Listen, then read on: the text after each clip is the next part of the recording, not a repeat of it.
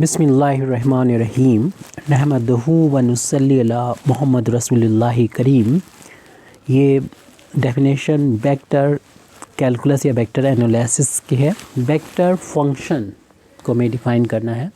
If two each value of scalar variable T, यहाँ पर जो वेरिएबल यूज़ किया जा रहा है वो टी है और उसकी प्रॉपर्टी ये है कि वो स्केलर वेरिएबल है और उसकी हर एक वैल्यू के लिए क्या होना चाहिए, इन सम इंटरवल, यानी टी जो है वो उसके बारे में बताया गया कि ये किसी सम इंटरवल में डिफाइन है, यानी इसकी वैल्यू कुछ इंटरवल को बिलोंग कर रही है। जैसे कि हमने एग्जांपल अपने स्केलर जब हमने डेफिनेशन दी थी उसमें दिया था 1 और 3 के बीच में ये डिफाइन है। इसको हम इक्विवेलेंटली ऐसे भी लिख सकते हैं कि टी बिलोंग कर रहा है 1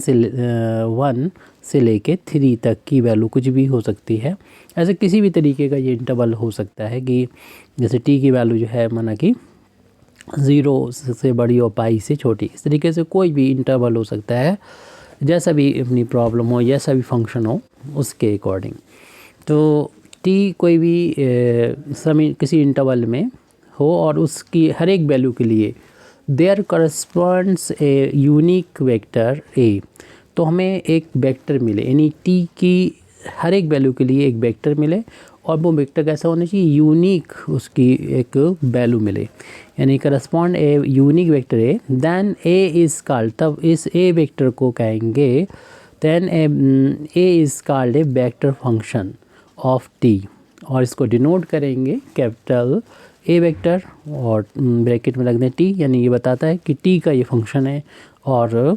एंड बी राइट, और इसको ऐसे भी लिख सकते हैं, ए से भी लिख सकते हैं, या फिर उसका मतलब यही होता है कि ए वेक्टर टी, तो इन या तो ए से लिखें या इस तरीके से ए वेक्टर और उसके बाद टी लिख दें, दोनों इक्विवेलेंटली यूज़ किए जाते हैं। यानी अंडरस्टूड जब होता है कि टी ही ए जो है वो टी का ही फंक्शन है तो ए लिखना ही काफ़ी होता है।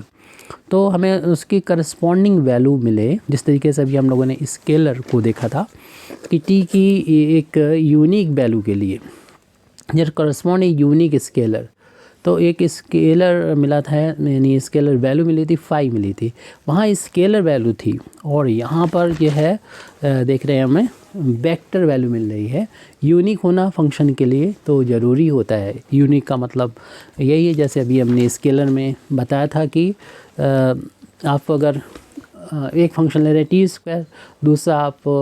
5 बराबर अगर स्क्वायर रूट टी ले रहे हैं तो ये एक फंक्शन नहीं होगा, क्योंकि टी इजिकल टू अगर 1 रखते हैं तो स्क्वायर रूट 1 की 2 वैल्यू होती प्लस माइनस 1, यानी टी की एक वैल्यू के लिए हम देख रहे हैं 5 की एक अलग वैल्यू आ रही है, यानी एक का मतलब 1 नहीं। जैसे कि टी की वैल्यू अगर आप 4 ले लेंगे तो इसकी वैल्यू स्क्वायर रूट की वैल्यू 2 आएगी, प्लस माइनस 2 आएगी, यानी दो अलग अलग वैल्यू, 2 वैल्यू मिल रही है, यूनिक वैल्यू नहीं मिल रही है। जबकि यहाँ पर टी बराबर अगर 2 रखेंगे तो 2 का स्क्वायर 4, एक यूनिक वैल्यू हमको मिलेगी। तो यूनिक वाली बात दोनों ही फंक्शन के लिए, चाहे स्केलर हो वेक्टर के लिए, वो सेम रहेगी। यहाँ पर बस वेक्टर फंक्शन में क्या होता है कि जो वैल्यू मिले टी की वैल्यू रखने पर, टी हालांकि स्केलर है लेकिन जो वैल्यू मिले फंक्शन की वो एक वेक्टर वैल्यू मिले, तब ए को हम एक वेक्टर फंक्शन बोलेंगे। एक यूनिक यहाँ पर वैल्यू मिले, यहाँ पर लिखा है यूनिक वेक्टर मिले, ये थोड़ा सा हमें ठीक नहीं लग रहा है। जैसे कि यहाँ पर भी था एक unique correspond a unique scalar 5, तो ठीक है, करस्पॉन्ड कर रहा मतलब टी की एक वैल्यू के लिए 5 की कोई एक वैल्यू मिलेगी जो कि अलग अलग होगी, मतलब टी की वैल्यू बदलने पर उसकी वैल्यू बदल जाएगी। ऐसे यहाँ पर करस्पॉन्ड लिखा था तो ठीक है। तो करस्पॉन्ड का मतलब टी की एक वैल्यू के लिए 5 की कोई ए की कोई एक वैल्यू मिलेगी, टी की दूसरी वैल्यू के लिए 5 की कोई ए की कोई दूसरी वैल्यू मिलेगी, और ये जो वैल्यू मिलेगी वो वेक्टर मिलेगी अगर वेक्टर फंक्शन है तब। तो यहाँ पर फंक्शन जो है वो ए एक वेक्टर फंक्शन होगा, टी स्केलर है उसके बावजूद भी, तब इस फंक्शन ए को कहेंगे एक वेक्टर फंक्शन कहेंगे और टी का फंक्शन कहेंगे, और इसको डिनोट किया जाएगा कैपिटल ए वेक्टर, और ये फंक्शन है टी का। तो and A of T and B right A vector equal to A T, यानी चाहे आप ए से लिख दो या ए टी से लिख दो, बात एक ही। अब यहाँ पर अगर हम लोग जैसे जानते हैं आई जे के क्या होते हैं, आई जे के जो होता है वो रेक्टेंगुलर कोऑर्डिनेट सिस्टम में एक्स एक्सिस के, जैसे यहाँ बना के दिखा देते हैं हम, जैसे ये एक्स एक्सिस है, तो एक्स एक्सिस की डायरेक्शन में जो यूनिट वेक्टर होता है उसे आई कैप से डिनोट करते हैं। ऐसे वाई एक्सिस की डायरेक्शन में जो यूनिट वेक्टर होता है उसे जे कैप कहते हैं, और जेड एक्सिस की डायरेक्शन में यूनिट वेक्टर को के कैप कहते हैं। तो ये हमारे यूनिट वेक्टर्स हैं associated with the rectangular coordinate system. Then A vector function A vector T is written as, तो इसको इस तरीके से लिख सकते हैं। यहाँ पर कंपोनेंट की फॉर्म में यानी हम लिख सकते हैं जो वेक्टर ए अभी था और उसकी जो वैल्यू होगी वो इस टाइप से होगी, यानी आई कैप लिखा हुआ है, जे कैप और के कैप, और यहाँ पर A1 जो कि टी का फंक्शन होगा, A2 जो कि टी का फंक्शन होगा, और A3 वही भी टी का फंक्शन होगा। तो यहाँ पर ये लिख दिया है, ये सभी जो हैं वो स्केलर, ये सभी वैल्यू स्केलर्स होंगी और टी के फंक्शन होंगे ये। और फंक्शन का मतलब आपको मालूम है, टी की एक वैल्यू के लिए इनकी एक ही यानी यूनिक वैल्यू जब मिलती है तो उसे हम फंक्शन बोलते हैं। और ये स्केलर फंक्शन होंगे, ये सारे स्केलर हैं, लेकिन उसमें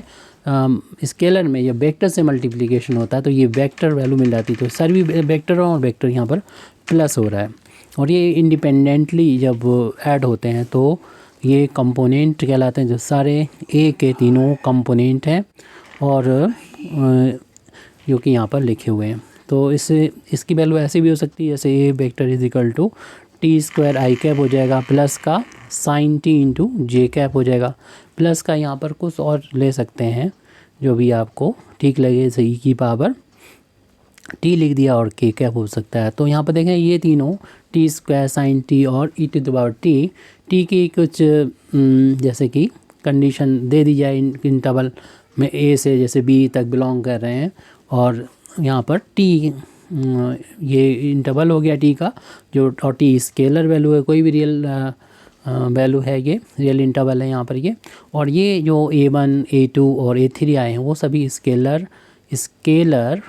फंक्शन है। ये यहाँ पर फंक्शन के बारे में बता दिया गया था कि टी की एक वैल्यू के लिए इसकी एक ही यानी यूनिक वैल्यू जो मिलती तब उसे फंक्शन कहते हैं। लेकिन इसमें जब हम वेक्टर से मल्टीप्लाई कर रहे हैं, आई कैप जे कैप के कैप जो यूनिट वेक्टर हैं, तो उसका मैग्नीट्यूड तो नहीं चेंज करते, लेकिन में एक डायरेक्शन आ जाती है। तो ये स्पेस में एक किसी फंक्शन को ये डिनोट करते हैं, वो फंक्शन यहाँ पर ए है यहाँ पर। तो ये वेक्टर फंक्शन की डेफिनेशन हो जाती है, जिसको हम लोग फिर यहाँ पर इसको कंपोनेंट की फॉर्म में इस तरीके से भी डिनोट करते हैं। Thank you very much Indeed for listening me. व आखिर दावाना अल्हम्दुलिल्लाहि रब्बिल आलमीन।